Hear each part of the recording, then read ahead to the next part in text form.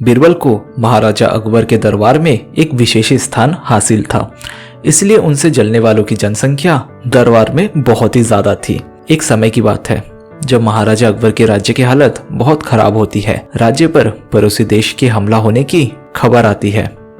ऐसे समय में एक दरबारी ने सोचा कि महाराज को बीरबल के खिलाफ भड़काने का ये सबसे अच्छा मौका है। एक बार महाराजा अकबर अपने बाग पर बैठे कुछ सोच रहे थे, तभी वहां एक दरबारी पहुंच गया। उसने राजा से कहा, महाराज अगर आप गुस्सा ना करें तो आपको एक बात बताना चाहता हूँ। तो महाराज बोले, हाँ बताओ, तुम क्या बोलना चाहते हो? तो दरबारी बोला, महाराज आपको शायद नहीं पता, लेकिन बीरबल पड़ोसी राज्य से मिला हुआ है।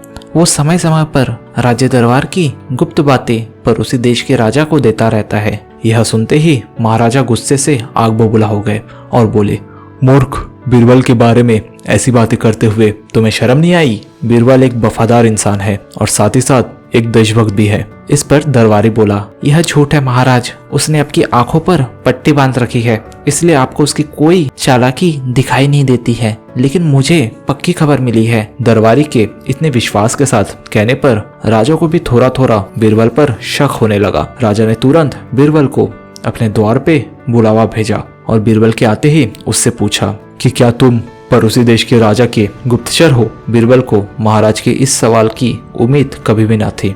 बीरबल इसका जवाब ना दे सके और फूट फूट कर रोने लगे।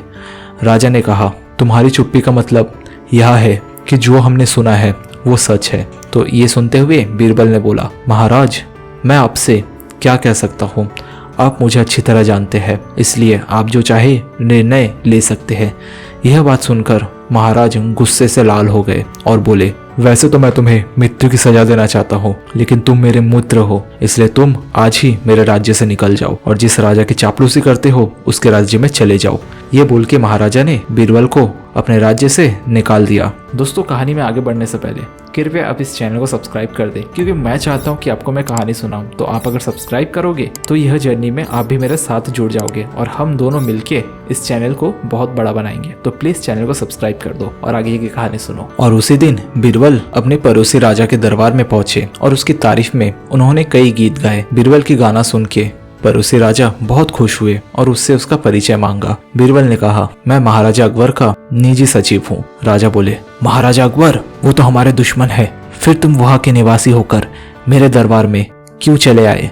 क्या तुम्हें मेरे से डर नहीं लगता? तो इस पे बीरबल बोले, आप हमें दुश्मन मानते हैं जबकि हमारे राजा आपको दोस्त मानते हैं। पड़ोसी राजा ने चौंक कर पूछा, लेकिन हमारे दरबारी तो कहते हैं कि महाराजा अकबर हमें अपना दुश्मन मानते हैं। तो इस पे बीरबल बोले, महाराज हमारे राज्य के दरबारी भी राजा को ऐसा ही भड़काते हैं, लेकिन हमारे राजा उनकी बातों पे नहीं आते हैं, वो तो आपकी तारीफ करते हैं। उनका कहना है कि पड़ोसी से दुश्मनी रखना कोई अच्छी बात थोड़ी है। पड़ोसी देश के राजा को बीरबल की बात बहुत अच्छी लगती है और वो बोलते हैं, कहते तो तुम ठीक ही हो, लेकिन हम तुम्हारी बात कैसे मान ले?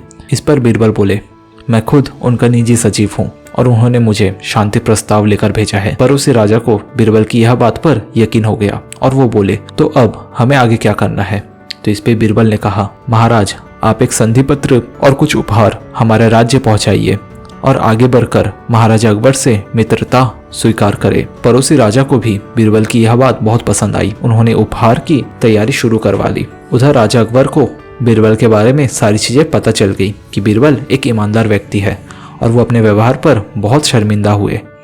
अगले दिन उन्होंने देखा कि दरबार में बीरबल और पड़ोसी राज्य के दूत संधि का प्रस्ताव लेके हाजिर थे। उनके साथ बहुत से उपहार भी थे। राजा ने बीरबल की ओर प्रेम पूर्वक देखा। उन्हें मन ही मन विश्वास हो गया था कि दुश्मनी को दोस्त में बदलने का काम सिर्फ बीरबल ही कर सकता है। तो दोस्तों, ये कहानी से हम क्या सीखते हैं? इस कहानी से हमें यह सीख मिलती है कि ईमानदारी का परिणाम एक न एक दिन जरूर मिलता है। साथ ही किसी की भी बात पर आंखें बंद करके हमें भरोसा नहीं करना चाहिए।